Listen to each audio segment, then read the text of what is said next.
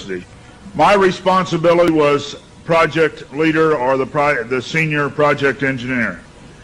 We began to work on the design of a microchip that, when it was completed, was 0.75 millimeters in diameter, 7 millimeters long. It was the size of 1/4 of a grain of rice. Again, I want to say that I was not a Christian, and there were no Christians there. They said they wanted this to have a power source and be able to emit a signal. And they told us they wanted us to use lithium as a battery source. Lithium's used in watch batteries, it's used in heart pacemaker batteries, it's used in a lot of places. I designed into this microchip a little charging circuit that would charge that battery. This sounds like a lot of technical things coming together, but if you'll bear with me 1 minute, you'll see what God has laid out about this microchip. When we discovered that we needed to be able to charge that battery, I needed a temperature change, a change in temperature, to cause current to flow through that little charging circuit that would charge the battery. So we began to investigate and find out where in the body does the temperature change the most rapidly. We spent over $1 million in taxpayer money, and when the results came back, there was a lot of information. We divided it up amongst 3 teams and then came back together with that information. It was determined that there were 2 places in the body that were ideal for the microchip. One was just below the hairline on the forehead. Every mother checks their child's temperature right here. So we could have paid the mothers $1 million and saved I never saw a mother check their child's temperature on their ankle. Always right here.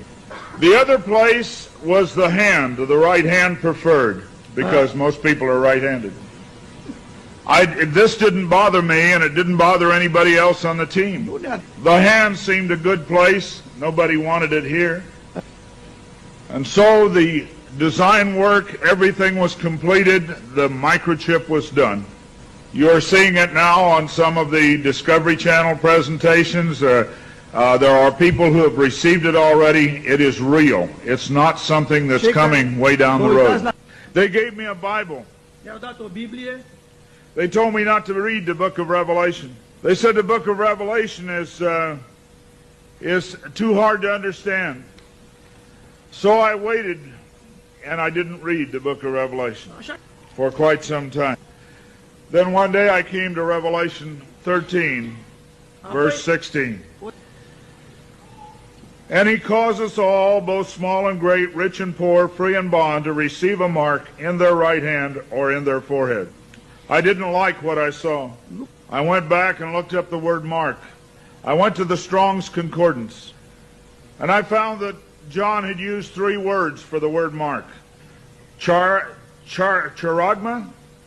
charicature, and charax. That was from the Greek. I looked at those words. They talked about a scratch or an etching. They talked about a lot of things. And I said, God, this isn't it. We didn't do it. He said, go to the word for 666. The word is chixastigma.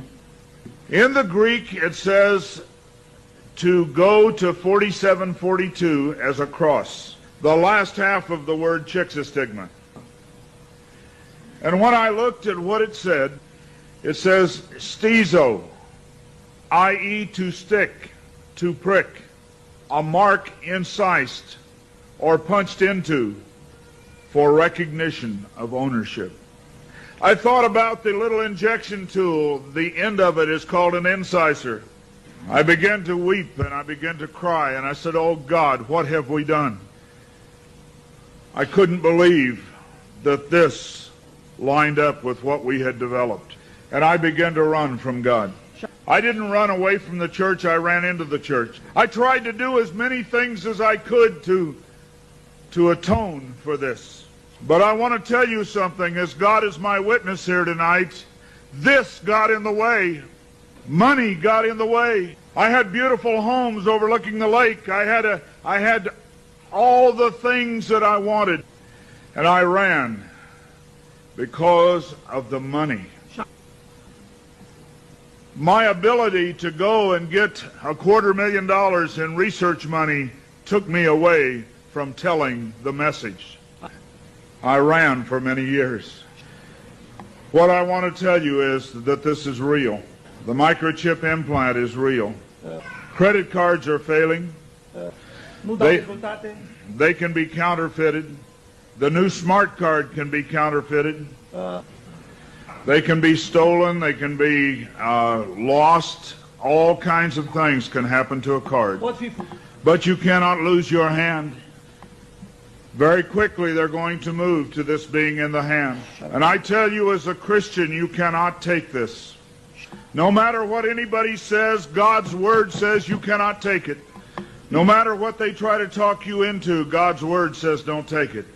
In Revelation 14, verse 9, and the third angel followed them, saying with a loud voice, if any man worship the beast in his image, and receive his mark in his forehead or in his hand, the same shall drink of the wine of the wrath of God, which is poured out without mixture into the cup of his indignation, and he shall be tormented with fire and brimstone in the presence of the holy angels and in the presence of the Lamb. And the smoke of their torment ascendeth up forever and ever, and they have no rest day nor night, who worship the beast in his image, and whosoever receiveth the mark of his name. Here is the patience of the saints. Here are they that keep the commandments of God and the faith of Jesus. It's very simple. God's Word says do not take it. Today there have been over 15,000 babies that have been given the positive identification, the microchip. Many companies are using the microchip as identification in their top-level employees. The Immigration Naturalization Service has a better passport, the human hand. So many of these things are all around us. We talk about the signs of the New World Order. God has spelled out in His Word just exactly what's going on today in the New World Order. Satan desires to have a one-world government. From the time he fell, he said, I want a one-world government. He wants to replace God. And so we see a government put together by men, a one-world government. The signs of the times are all around us.